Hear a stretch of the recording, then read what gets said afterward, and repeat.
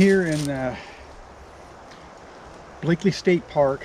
Got another review of a product that I recently picked up. As it turned out, it was a needed buy because the tripod I have been using for many years was a Vanguard, and it was an awesome tripod. It was the one that the arm could come out and pivot. I really loved using that tripod for doing macros, but I had started with one of the legs. The release for the leg failed on me, and I pretty much lived with that. But then I had another leg, and for the life of me, I'm pretty mechanically inclined, but I just couldn't figure out how to get it fixed. I thought about sending it back to Vanguard to see about having them possibly fix it, but you know, as time goes on, newer versions of equipment and so forth come out, and there's an old adage that you hear about in the camera world, that when it comes to tripods, and that is, when you're picking out a tripod, you have 3 things to choose, but you're only allowed to have 2 of them. One of them is price, one of them is stability, and the other one is weight. So you can pick 2 of those, but one of them is always going to be out. And mine has always been stability and price. So obviously I've always carried around a heavy tripod, and in my younger years that was really not a problem. I've had Slick, I've had Manfrotto, and a slew of other different ones, but anyways, I don't want to draw on to that. So I went into the market looking for carbon fiber, and if I wanted to stick with my 2 selections of being stability and price, there was not too many options out there, even to this day, for carbon fiber. So in my research and looking at many videos, I did come across this company, a Chinese company, that has come out with various types of carbon fiber tripods, and they pretty much fit the bill for the price and the stability. But they were carbon fiber options. I looked into and read many reviews, and one thing that I decided to go with, option I was looking for as far as replacing my full weight Vanguard, was that I decided to go with what they call the bull type of tripod. In other words, there is no center column in that. There's some of the bowls that you can actually buy an extension that will screw onto the top to give you an extension, but for the most part, a lot of the photographers I know that consider the carbon fiber bowl tripods, they're doing it because, well, without that center column, that's less weight, and then you're dealing with the just the carbon fiber itself.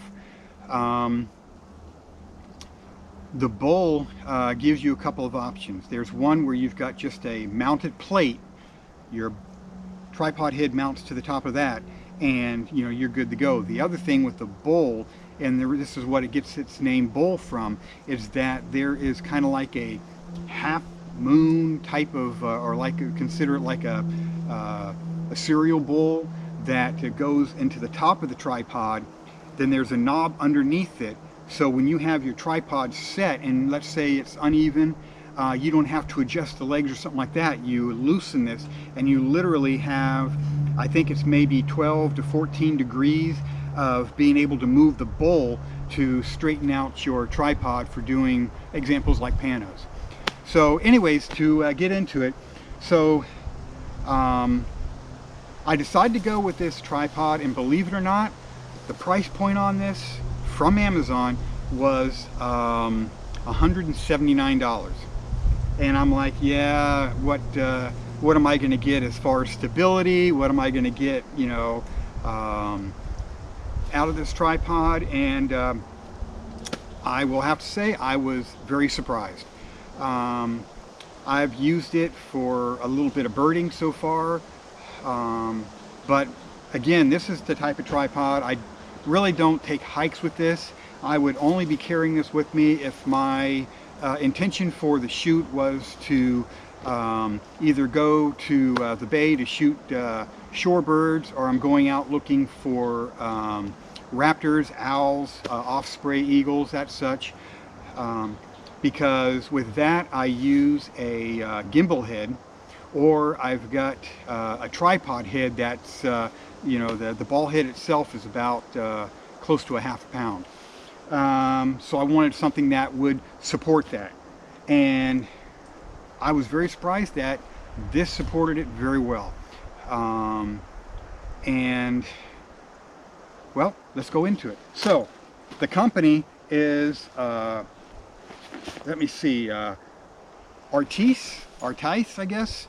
I'm not sure how you actually pronounce this, but this is the tripod. This is the case it comes in. I'm not a case person. I've got this to show you this review, but pretty much after this review, this case will go in the closet and it probably will never see the light of day again, because all my equipment I store with pretty much none of the cases that they usually come with. But the case is well made, I will say that. And it's the first case that I've ever seen where it's actually a zip top instead of where it's open on the top and you slide the tripod in there like a sock. So the tripod itself, I don't have the heads with it because I'm actually planning on doing a hike here as soon as I do this review, and this will just go back into the truck and that's where it'll stand. But anyways, the tripod itself, and it does come with the shoulder strap with this case.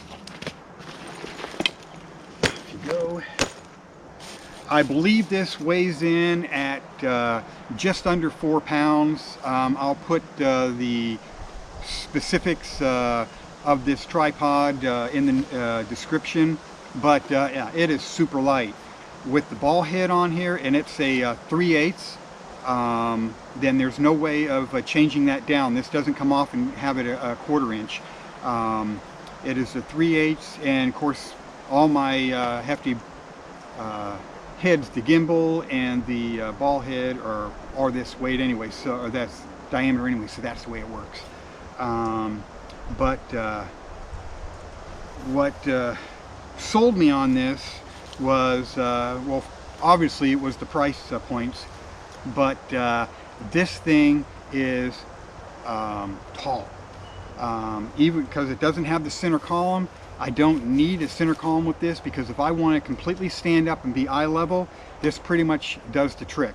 I think it's 60, again, I'll put that in the description, but I think it's maybe 62 inches, something like that.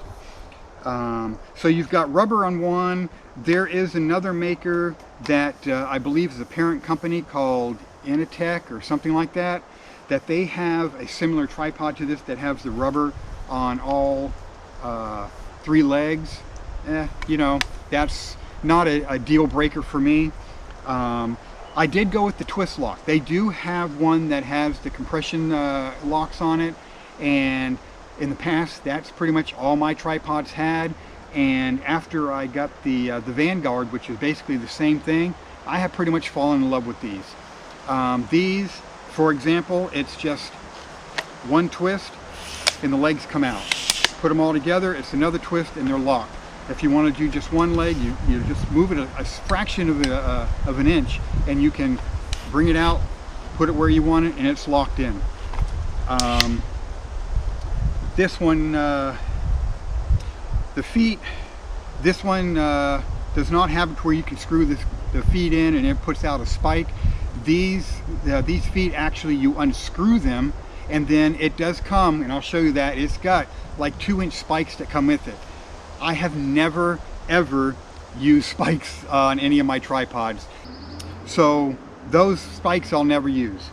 To show you the ball head, the bowl head itself, this right here is the bowl head. Let's see if I can put it up here.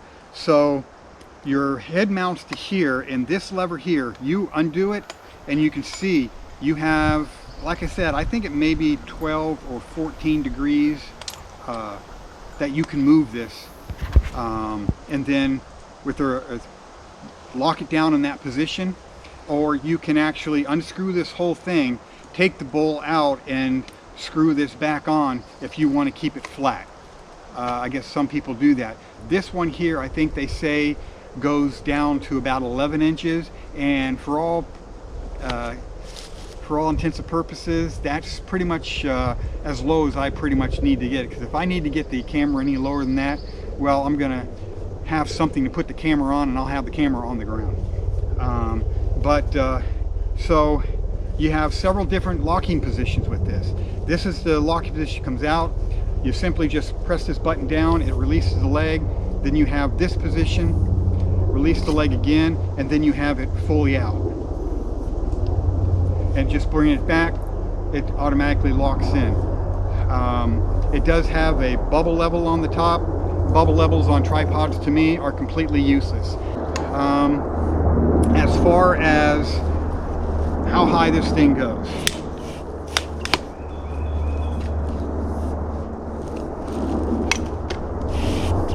you can see deployment is actually pretty fast. I think it's still faster than when I was using the compression locks. All right, so I don't know if this is going to be in. I'm going to back up a little bit. I hope you can see me. So this has got the legs out, and like I said, I'm 6'3", and this fully out has got this right pretty much up to my nose. You put the camera on there with the ball head, yeah, you're ready for shooting birds in flight, or if you're into aviation, you're ready to shoot airplanes. And again, it is super light, so if you've got it deployed and you're going through the woods or you're moving around, this is very easy to carry. Like I said, I'm very impressed with it. Another thing that impresses me about these legs is how thick they are. According to the documentation, this is carbon fiber, and it's, I believe, 8 sheets thickness. That may mean something to somebody, but even the smallest portion of the leg, this right here is about the thickness of the second leg on my older tripod, my older aluminum tripod. So the heftiness of it, that right there has surprised me with it.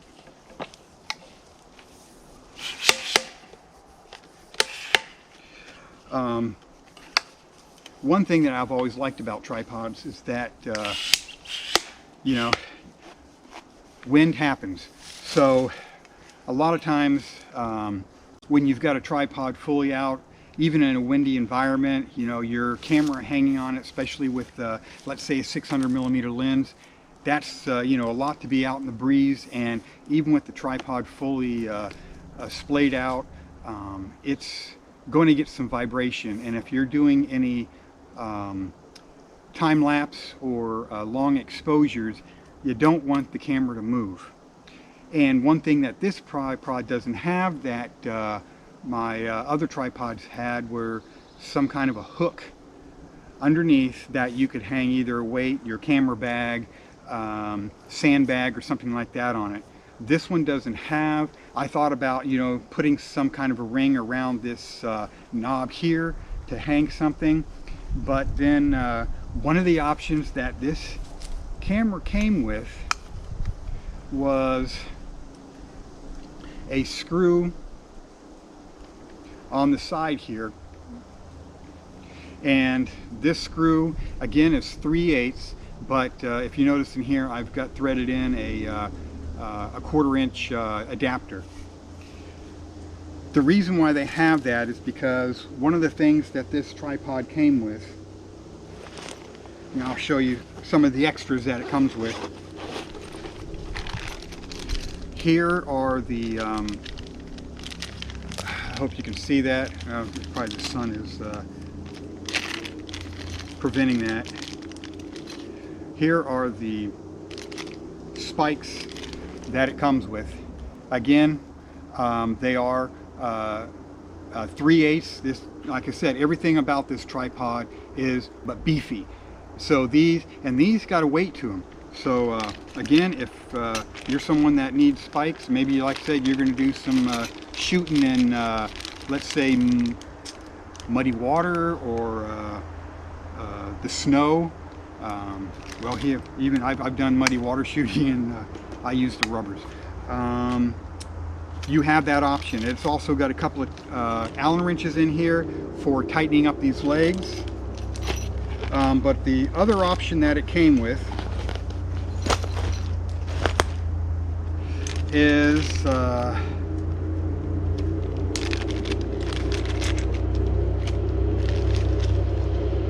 this right here. This is what they consider a phone bracket, a cell phone bracket.